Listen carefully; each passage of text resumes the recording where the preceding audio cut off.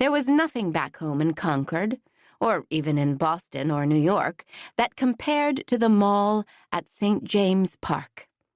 The Mall was a place to see and be seen, and St. James Park was a thing of beauty, a lovely bit of green amidst the grand buildings of London's City of Westminster. Amy and her cousin Florence had been invited to promenade the Mall with the Vaughan twins, Fred and Frank, on this rare sunny afternoon in London. It was slightly breezy, and a small flurry of wind pulled at Amy's parasol, which she wouldn't dare walk without, lest an intrepid beam of sunlight have the temerity to freckle her fair face.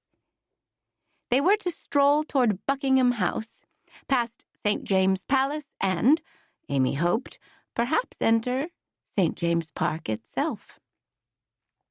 As exciting as promenading was, and she was excited, what she desperately wanted to do was sketch in St. James Park.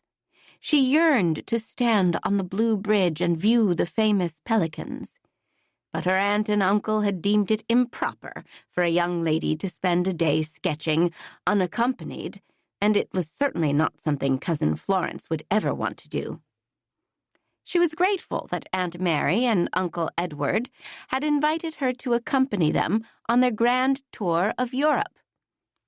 She was sometimes concerned, though, that she was interested in different things than they or her cousin were.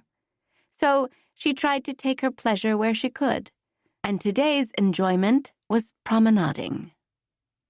Although it was a rare occurrence, Amy's first thought this day hadn't been about drawing.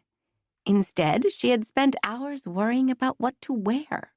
It was very important that she dress exactly right. Too much, and she'd look as if she was trying to elbow her way into high society. Too little, and she'd suffer the scorn and judgment of upper-class promenaders who rejoiced at looking down their collective noses. She didn't know if Fred Vaughan might be the sort of gentleman who would notice a fashion misstep, and she definitely wanted to avoid that kind of attention. As she and Florence had readied themselves earlier in the day, it had been all that Amy could think about, worrying that she'd miss the mark.